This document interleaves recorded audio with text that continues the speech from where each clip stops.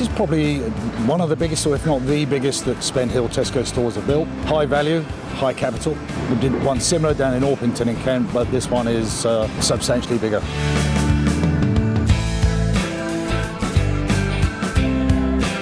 We are right in the heart of the city centre of Woolwich.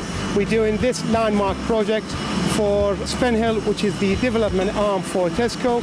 We're building an 80,000 square foot retail unit and 259 residential unit, which sits on top of the store.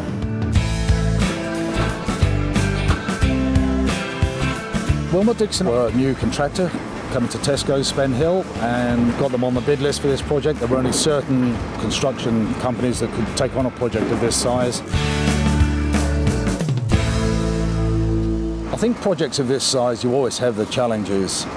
You know, it's getting the right team on board. We made substantial savings on the value engineering exercise that we undertook, or several of them. Challenges, a lot of stakeholders, friends at Royal Borough of Greenwich, internal stakeholders, and also the board of directors at Tesco that are funding the project for us.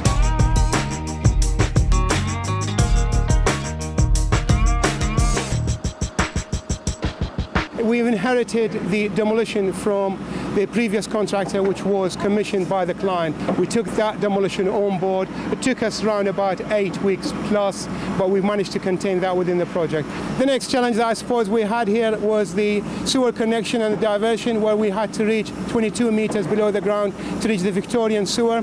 And that was a big shaft, 3.5 meters in diameter. Other challenges where we need to get the electricity to this site 4 kilometers away from here. With a close negotiation and discussion with UKPN, we've managed successfully to get the power and the cable into the building, ready to start the commissioning period of the M&E services.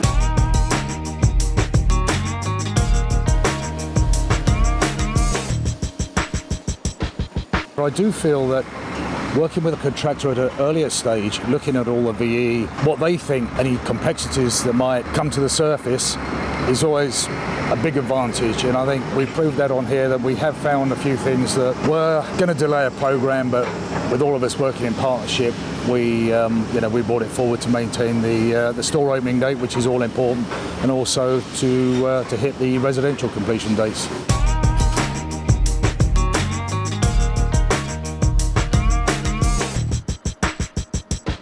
A project of this size involves a lot of detailed planning and a lot of logistic planning, and forward thinking is a must. Every step along the way we're making headlines here, and we are taking things to the limit.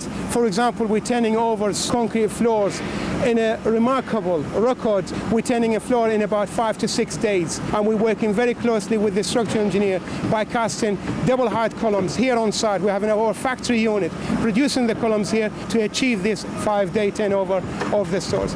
Yeah, it's been quite challenging, and I think it's continued to do so until we hand it over. But it's quite enjoyable, it's quite rewarding. Everybody comes here, sees the job, sees the boss on the job, want to be here, want to be associated with here. And I think I'm happy, I'm delighted to be here.